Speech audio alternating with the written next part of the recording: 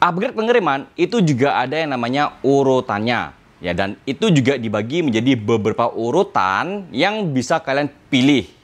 Tapi ada satu poin di mana kalau kalian salah dalam upgrade pengiriman itu bakalan buyar. Nah, sebelum kita masuk ke bagian urutannya, wajib banget kalian harus ketahui dulu fungsi-fungsi dari part-part pengiriman yang ada di motor supaya kalian nggak salah yang namanya upgrade.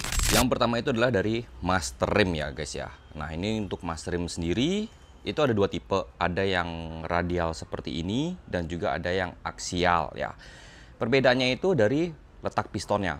Kalau radial itu dia menghadap ke belakang, kalau yang aksial itu menghadapnya ke samping ya. Jadi ada perbedaannya.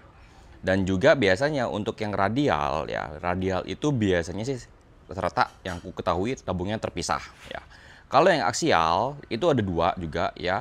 Aksial itu ada yang tabungnya kotak ya, dia nyambung, maksudnya nyambung jadi satu dengan bodinya. Ada juga yang terpisah ya, seperti itu. Kemudian juga dari ukuran pistonnya biasanya juga berbeda ya. Yang ku ketahui kalau yang aksial itu maksimal di 14 atau biasanya di antara 11, 12, sampai 14, ya 14 ya. Seperti itu. Kalau yang radial ya, yang aku ketahui itu paling kecil 14, paling besar tuh di angka 19. Seperti itu.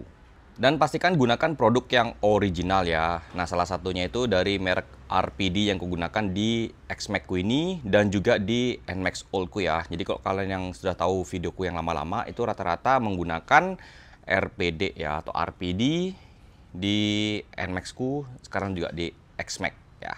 Seperti itu. Nah, fungsinya apa? Ya sudah pasti untuk memompa minyak rem atau cairan rem atau brake fluid ya yang ada di tabung di sini. Kemudian cairannya itu ada di sini dan dipompa untuk tujuannya ya pasti ya ngerem ya. Seperti itu.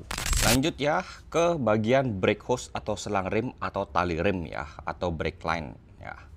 Nah, ini juga ada dua bahan ya. Ada yang bahannya silver stainless dan juga ada yang bahannya itu black carbon ya. Nah, black carbon tuh yang seperti ini ya.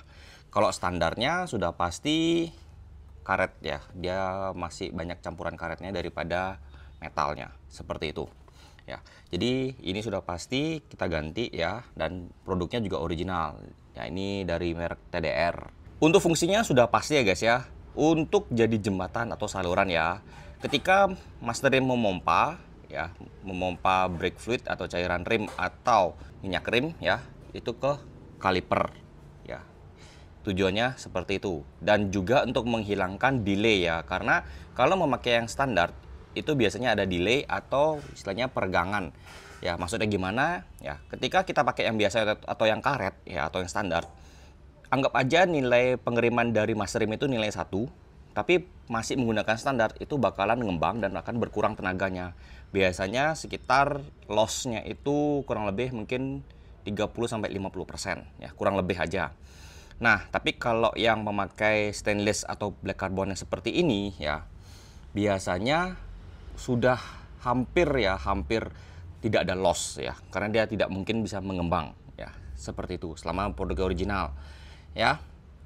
Dan pastinya juga dengan yang original ya kualitasnya pasti terbaik ya. Kalau kalian beli yang KW-KW ya wassalam. Seperti itu. Oh ya, satu lagi ya, aku lupa bilang kalau yang silver dan karbon ya yang seperti ini itu perbedaannya hanya di bahannya saja. Di bagian ketahanan panasnya seperti itu ya. Tapi untuk dari segi kekuatannya, dari peregangannya nahan peregangannya maksudnya ya itu sama aja ya. Bedanya cuma di bagian panasnya saja ya. Kalau yang karbon yang seperti ini dia lebih tahan panas. Walaupun yang silver stainless juga kuat dengan panas, tapi yang black carbon itu lebih kuat lagi. Seperti itu. Untuk kaliper itu dibagi menjadi dua tipe ya. Ada yang tipenya radial dan juga aksial. Nah, kalau yang radial itu kurang lebih seperti ini bentuknya. Perbedaannya itu dari segi bautnya itu dia lebih ke arah sono ya. Mengikuti arah kaliper. Tapi kalau yang aksial itu seperti ini. Ini yang tipenya aksial ya. Nah, kalau aksial itu dia berlawanan ya. Jadi bautnya itu menghadap ke sono, sedangkan kalipernya menghadap ke sono ya. Seperti itu. Ya, ini dua tipe yang berbeda. Nah, untuk dari segi penggunaannya ya sudah pasti sama ya untuk ngejepit piringan cakram atau disc rotor atau disc brake ya. Seperti itu ya. Jadi ukurannya juga macam-macam. Ada yang 1 piston, ada yang 2 piston, dan ada yang 4 piston. Kalau lebih dari 4 piston itu setahu agak jarang sih untuk zaman sekarang ya. Walaupun dulu ada ya. Tapi sekarang setahu udah agak jarang. Rata-rata pakainya di 1, 2, atau 4 piston ya. Nah ini yang tipenya aksial. Kalau di NMAX ku ya. Sedangkan di XMAX ku dia tipenya radial. Tapi sama-sama 4 piston. Cuman beda merek. Yang ini TDR ya di NMAX. Sedangkan di XMAX itu tipenya mereknya RPD ya. Seperti itu. Lanjut ya di disc brake ya. Nah, untuk disc brake sendiri itu ada yang tipenya floating dan non floating ya. Nah, ini adalah contoh yang floating. Nah, perbedaannya gimana ya sudah pasti untuk bagian luarnya itu terpisah dengan bagian dalam dan ini ada remai renggang ya, seperti itu. Kalau yang non floating ya seperti ini. Ya, dia piringannya bagian luar ini masih menyatu ke bagian dalam ya, dia tidak ada terpisah. Jadi seperti itu untuk perbedaannya floating dan non floating. Dan satu lagi ya, floating juga ada 2 tipe ya, dibagi lagi, ada yang semi floating dan full floating ya. Kalau yang semi itu rata-rata sih motor harian. Full floating itu dia lebih ke motor-motor sport ya, yang perlu pengereman yang lebih keras, seperti itu. Untuk ukurannya ya, lebarnya ini biasanya mengikuti dari standar motor atau bisa diakses sesuai dengan kebutuhannya motor ya. Jadi ada beberapa motor yang bisa diakses ke 260 atau ke 300 dan sebagainya ya. Karena tergantung juga dari lebar velgnya ya. Jadi nggak bisa sembarangan untuk nge-upsize ukurannya. Tapi biasanya sih untuk beberapa merek itu sudah mengukur batas amannya ya. Contohnya seperti yang dari XMAX ku ini ya, RPD, ini ukurannya 300 mili ya, seperti itu.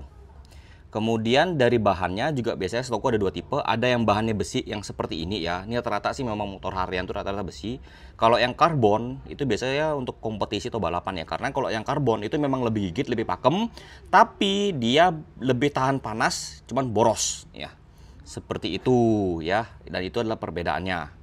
Kalau dari fungsi ya sudah pasti ya, dia itu bagian yang ikut berputar dengan velg ya.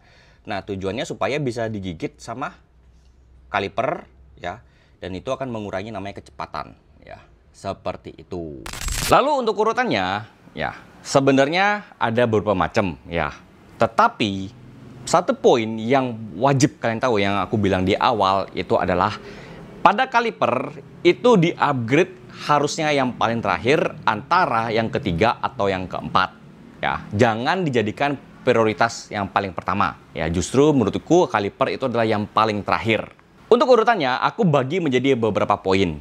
Yang pertama adalah poin yang paling gampang diingat ya. Itu kalian bisa dari masterimnya dulu, kemudian dari brake hose, kemudian bisa dari cakram, dan yang terakhir adalah kaliper. Poin yang kedua adalah dari segi harga ya. Nah, kalau dari segi harga sudah pasti dari yang paling murah dulu ya, yaitu dari segi brake hose, kemudian dari cakram, kemudian dari masterim, dan yang terakhir adalah dari kaliper. Yang ketiga adalah dari segi look ya. Nah, ini kalian bisa upgrade itu mulai dari disc brake ya, kemudian dari master rim, kemudian dari brake hose, dan yang terakhir adalah dari kaliper ya. Atau kalau kalian mau kaliper dulu baru brake hose ya bisa juga ya. Nah, jadi itu adalah urutannya yang menurutku yang paling oke ya. Tapi kalau ditanyain prioritas ya, aku secara pribadi ya, prioritasku adalah yang pertama. Ya, poin yang pertama yaitu dari master rim, brake hose, cakram, dan terakhir adalah kaliper. Nah, ini aku balikin ke kalian, apakah kalian mau suka dengan aku atau kalian mau pakai poin yang ketiga atau yang kedua atau yang kalian punya urutan sendiri, terserah ya. Aku hanya memberikan tahu yang benernya dan pastinya ini bakalan sesuai banget dengan kebutuhan motor kalian ya. Kalau kalian yang pengen kaliper duluan yang paling utama, silahkan ya. Nanti kalau nggak ngerim motornya ya jangan salahin aku. Oke, jadi kurang lebih seperti itu untuk video kali ini. Terima kasih sudah nonton videonya sampai selesai. Sampai jumpa di video berikutnya. Bye bye.